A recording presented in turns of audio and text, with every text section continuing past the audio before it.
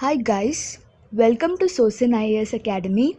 This is Hima Hegde presenting before you the current and contemporary affairs in anthropology. Let us start with digital anthropology. The term digital anthropology sounds like a contradiction in terms. What could a discipline that typically depends upon months of patient, qualitative observation, and which was devised for the study of small scale societies contribute to the understanding of the extraordinary dynamism of the digital lives?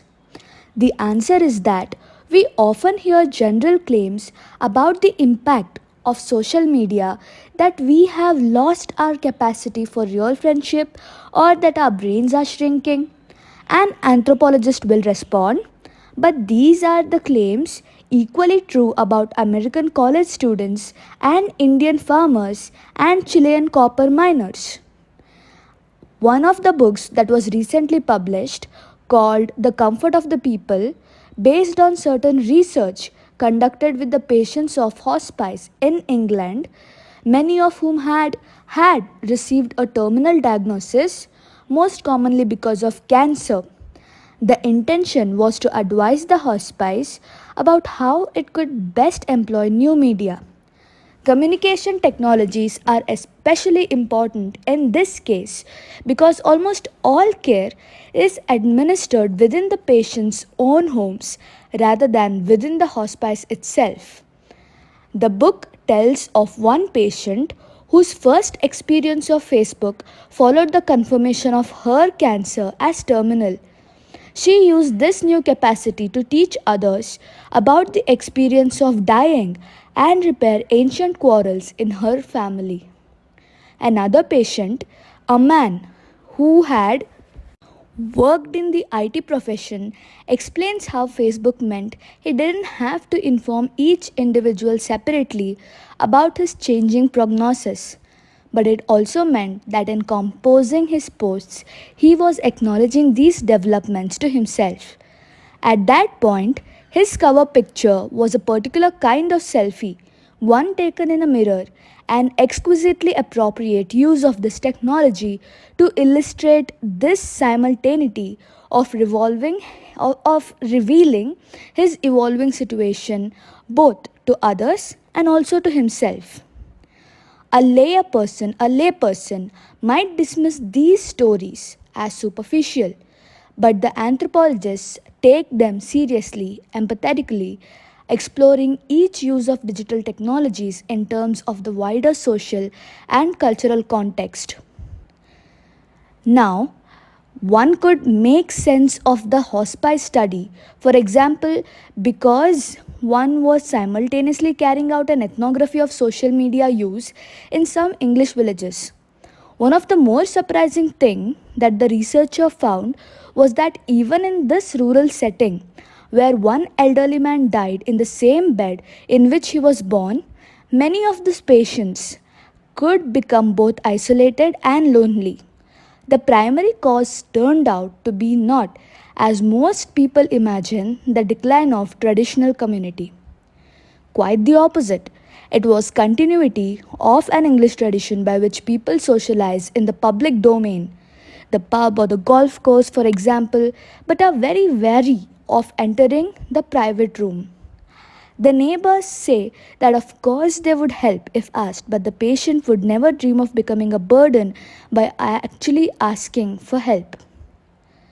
Now, there are 250 million Chinese factory workers, which means they are not some minor expectation to the general claims that we hear about social media.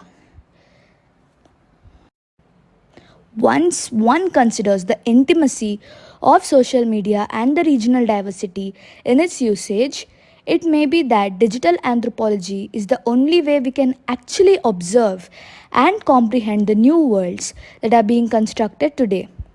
Or, to put it more simply, while corporations may develop platforms, it is people who mainly create the content in ways that may seem most appropriate to them and the societies they live in. Next online, we have the medicine man. Medicine Man also called the medicine person or healer, is a member of an indigenous society who is knowledgeable about the magical and chemical potencies of various substances, that is, the medicines, and is skilled in the rituals through which they are administered.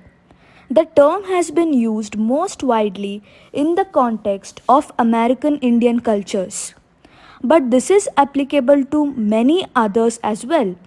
Despite the term's nomenclature, women perform this function in many societies. Traditionally, medicine people are called upon to prevent or heal the physical and mental illnesses of individuals as well as the social ruptures that occur when there are specific incidents or when murders and other events take place within a community. Some medicine men and women undergo rigorous initiation to gain the supernormal powers, while others become experts through apprenticeships. Many complete a combination of these processes. The medicine person commonly carries a kit of objects, feathers of particular birds, suggestively shaped or marked stones, pollen, hallucinogenic or medicinal plants, and other items that are associated with healing. In some cases, these materials are considered to have been drawn out of the body of the practitioner at his or her initiation to the healer's arts.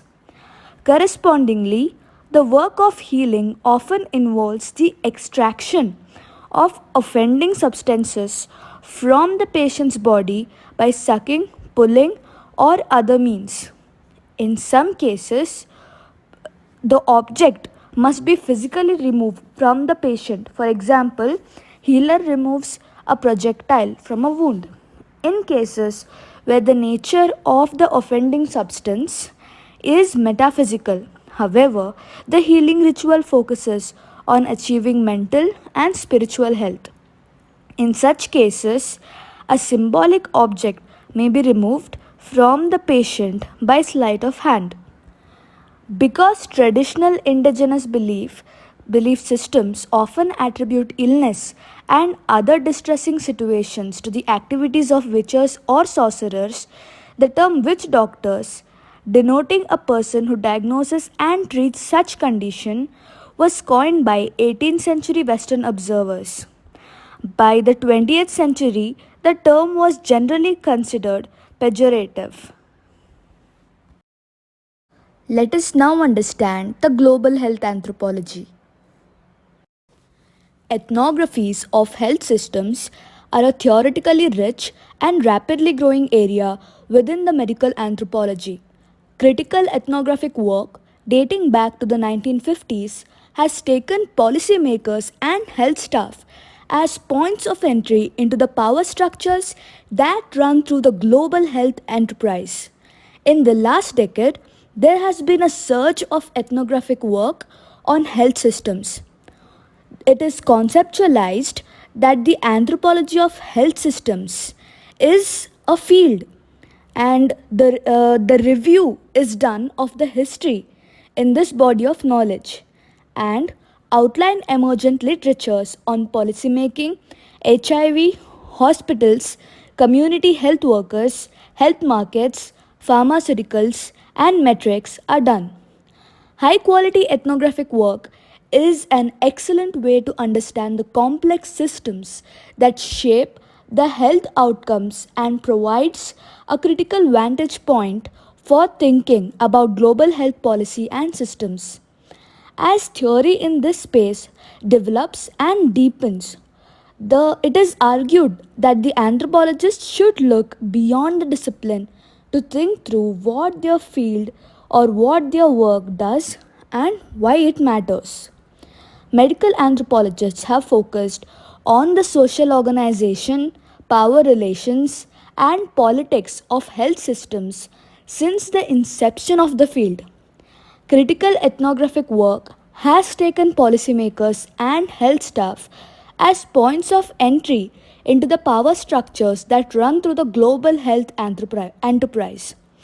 This work focuses on how people produce, engage, and use policies, programs, and systems to shape, enact, and resist global health agendas. High quality work, the ethnographic work, is an excellent way to understand the complex systems that shape health outcomes and provides a critical vantage point as discussed.